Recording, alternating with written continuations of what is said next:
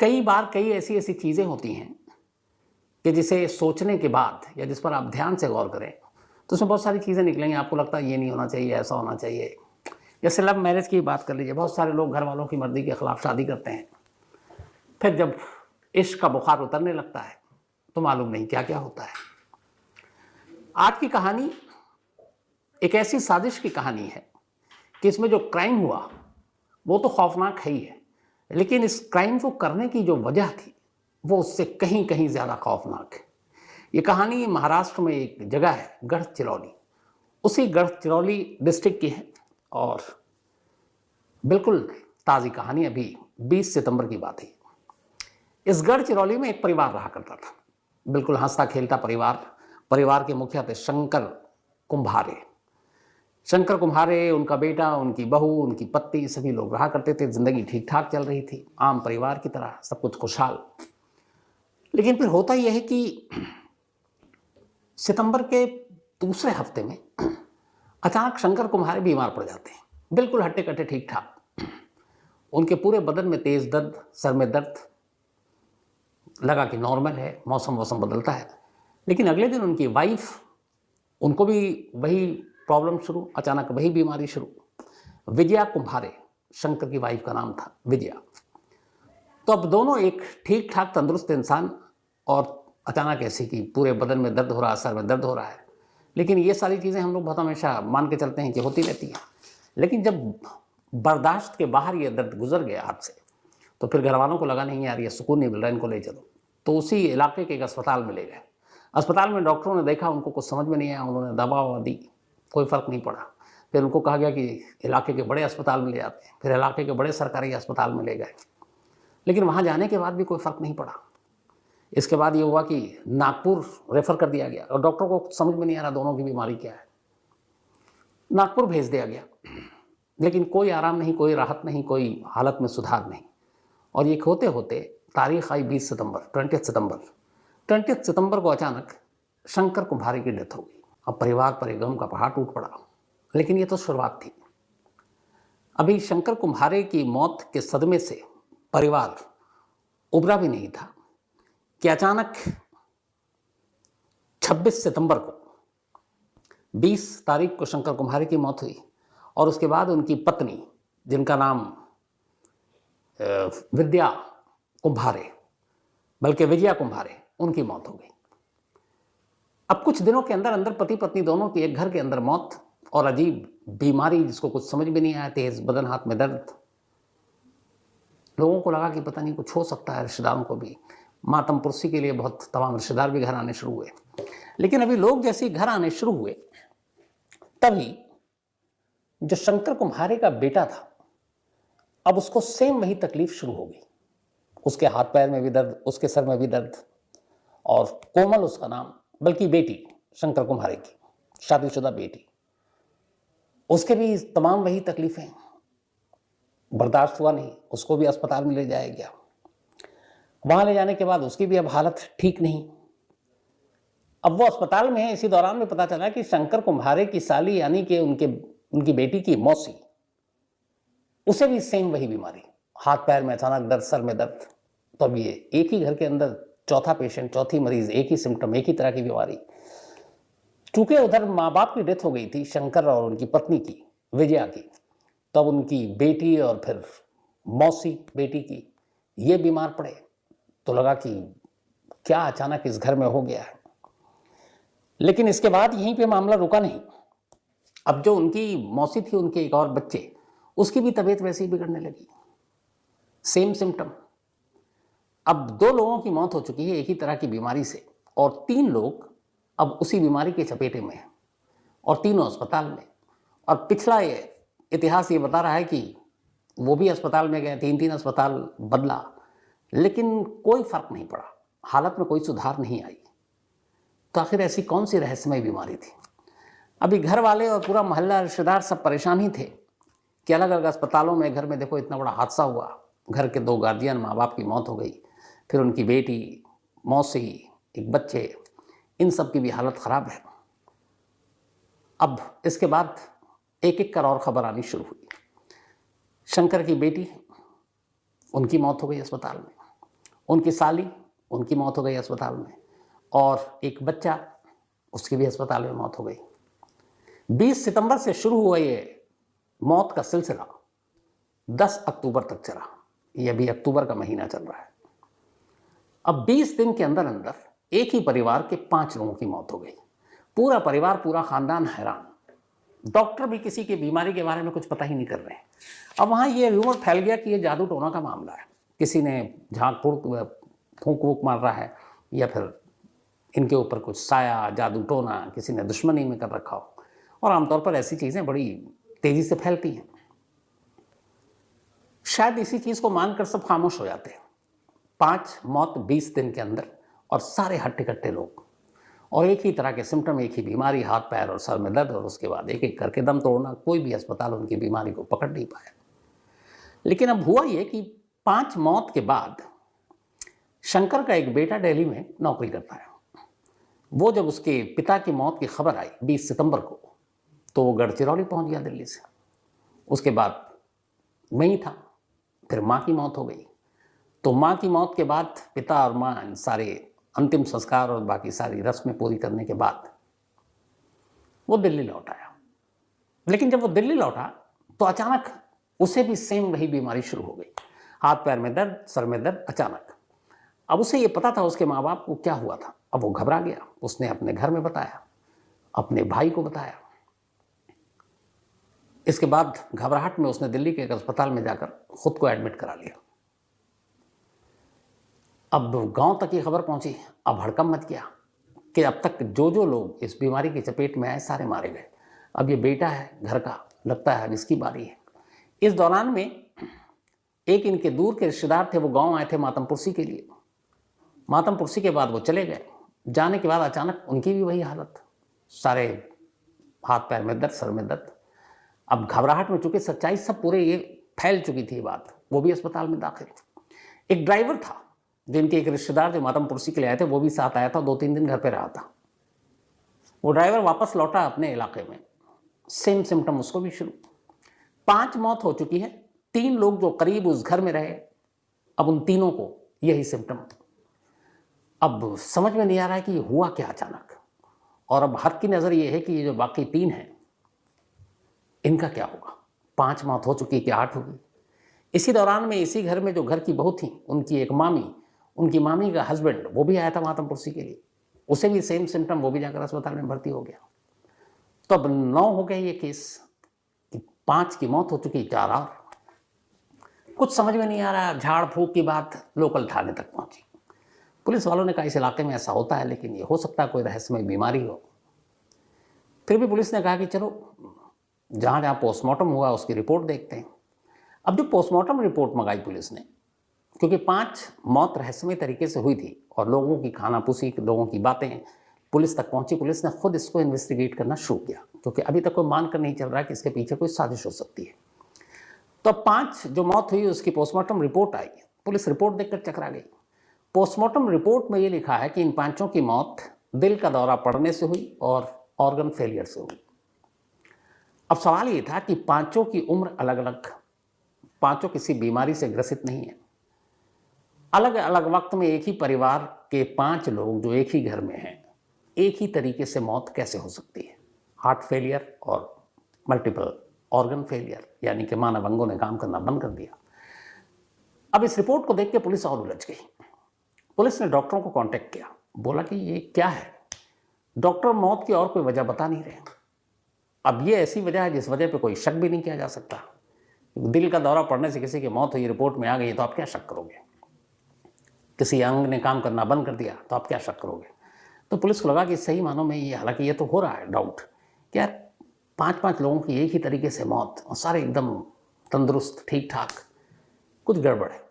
अब इधर ये है कि जो बाकी 4 लोग बीमार हैं, सारी दुआएं मांगी जा रही हैं कि वो ठीक ठाक हों, उनका इलाज चल रहा है।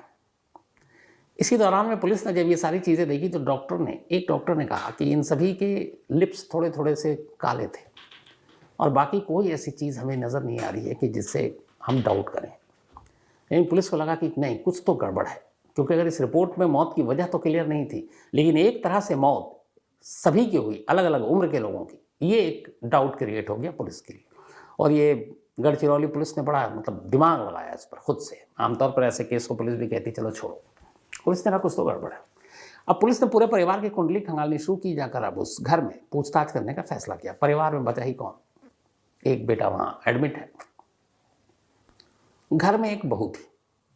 पुलिस की टीम पहुंची, पढ़ी लिखी बहू। जब पुलिस वहां पहुंची, अब चूंकि घर में एक परिवार में 5 लोगों की जब मौत हो जाए और 3-4 लोग एडमिट हों, तो आप उस घर के लोगों की हालत समझ सकते हैं। तो उसमें भी पुलिस भी होती है, इंसान है, कैसे बात करे, क्या पूछे। लेकिन फिर भी पुलिस को अपनी ड्यूटी निभानी थी, उसने पूछताछ की। लेकिन जब पूछताछ करने लगी तो पुलिस ने देखा कि यार ये जो घर की बहू है, इसका रवैया बड़ा अजीब लग रहा है। मतलब सास ससुर, कई लोगों की मौत हो गई और वो बहुत नॉर्मल बात कर रही है। दूसरा, उसको हेल्थ को देख करके ये बिल्कुल ठीक ठाक है। अब यहाँ पर यह था कि अगर इस घर में जादू टोना टोटका भूत प्रेत जो भी है या कोई और चीज़ है, एक एक कर लोग बीमार पड़ रहे हैं। जो दूर से मातम पुरसी के लिए आए वो भी लौटकर बीमार पड़ गए। लेकिन उसी घर में उसी छत के नीचे रहने वाली ये इकलौती ऐसी बहू है, इकलौती ऐसे इंसान है जो बिल्कुल फिट है। तो ऐसा कैसे? अगर किसी एक घर में कुछ किया गया हो तो सभी शिकार बनेंगे, लेकिन ये बहू कैसे बच गई? अब यहाँ पर पुलिस को डाउट पहली बार हुआ, लेकिन हालात ऐसे थे कि उससे सख्ती से कुछ पूछताछ नहीं कर सकते थे। पुलिस ने अपनी टीमें लगाई अलग अलग और इस बहू के बारे में अब जानकारी इकट्ठी करनी शुरू की कि आखिर ये है कौन। तो जब इकट्ठी करनी शुरू की तो बड़ी अजीब अजीब चीज़ें सामने आई। पहली, इस लड़की का नाम या इस घर की बहू का नाम संघमित्रा था। संघमित्रा एक कृषि विद्यालय, एग्रीकल्चर यूनिवर्सिटी या कॉलेज में पढ़ाई करती थी और उस कॉलेज की वो टॉपर थी। एग्रीकल्चर यूनिवर्सिटी या कृषि विश्वविद्यालय में तमाम चीज़ें पढ़ाई जाती, खेती बाड़ी, कैसे पेड़ पौधों को सुरक्षित रखें, तमाम कीटनाशक दवाएं, तमाम जहर। तो जब पुलिस के पास ये जानकारी आई कि ये जो बहू है ये एग्रीकल्चर यूनिवर्सिटी से पास आउट है और टॉपर है, तो पहली चीज़ जो दिमाग में आई कि फिर इसे तमाम पॉइजन्स के बारे में जानकारी होगी। अब ये जितनी भी मौत हुई, मल्टीपल ऑर्गन फेलियर और ये, तो दुनिया में ऐसे बहुत तरह के जहर हैं जिनको पकड़ना बड़ा मुश्किल काम होता है। तो इसीलिए किसी पोस्टमार्टम रिपोर्ट में पॉइजन नाम की तो चीज़ ही नहीं आई। अब एक तरह से मौत, तो ये कड़ी कहीं जुड़ गई, अचानक क्लिक कर गई। फिर पता क्या कि ये संघमित्रा यहाँ कैसे आई, इस घर की बहू कैसे बनी। तो पता चला कि कॉलेज टॉप करने के बाद एक लड़के से उसको प्यार हो गया और वो लड़का ऐसी शंकर का बेटा था।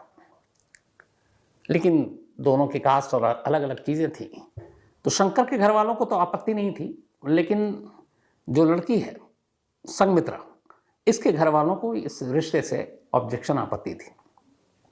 संघमित्रा ने घर वालों की मर्जी के खिलाफ जाकर शंकर के बेटे से शादी कर ली, ससुराल आ गई। माँ बाप को ये शादी इतनी बुरी लगी कि संघमित्रा के माँ बाप ने नाराज़गी में कि उनकी बेटी ने ऐसा कदम उठाया, उनके गांव में उनका सर झुक गया, शर्म के मारे उनके हिसाब से या सदमे में कि उनकी बेटी ने उनका कहा नहीं माना और अपनी मर्जी से शादी कर ली, संघमित्रा के माँ बाप दोनों ने सुसाइड कर लिया। दोनों ने अपनी जान दे दी। जब जान दी संघमित्रा को, तब उसके बाद पहली बार थोड़ा सा एहसास हुआ कि उसने शायद गलत कदम उठाया। उसे माँ बाप की मर्जी के खिलाफ शादी नहीं करनी चाहिए थी। लेकिन अब ये तो हो चुका था, अब वो ससुराल आ गई। अब ससुराल में रहने लगी। एक लड़की जो ससुराल आती है, बहुत सारे रंग ढंग, आपको रहन सहन, कस्टम, बहुत सारी चीज़ों के साथ आपको एडजस्ट करना होता है। मैं समझौता नहीं कहूँगा, एडजस्ट, कि आपकी एक आज़ाद ज़िंदगी अलग होती है, लेकिन जब आप ससुराल में होते हैं तो आपके रिश्ते नाते, सास ससुर ननद, ये सारी चीज़ों को निभाना होता है। तो जो संघमित्रा थी वो इसमें एडजस्ट नहीं कर पाई। जब एडजस्ट नहीं कर पाई तो थोड़ा सा मनमुटाव शुरू हो गया। अब मनमुटाव शुरू हुआ तो फिर उसे एहसास होने लगा कि क्या उसने गलत कदम उठाया। उधर उसकी शादी की वजह से उसके माँ बाप ने खुदकुशी कर ली थी, ये बात हमेशा उसके दिमाग में रहती थी। तो इन सारी चीज़ों ने मिलकर धीरे धीरे उसे एक अजीब इंसान बना दिया। उसे लगा कि जिस वजह से मेरे माँ बाप ने अपनी जान दे दी और मैंने अपनी खुशी के लिए जहाँ आई हूँ, मुझे वहाँ भी खुशी नहीं मिल रही है, और शायद इन सब चीज़ों के लिए बहुत तरीके रास्ता निकाल सकती थी। लेकिन उसने कहा कि नहीं, ये गलत किया है। उसके बाद उसने एक खौफनाक फैसला लिया। उसने कहा कि अब मेरे माँ बाप की आत्मा को शांति तभी मिलेगी जब मैं इन लोगों को एक एक कर मार दूँ।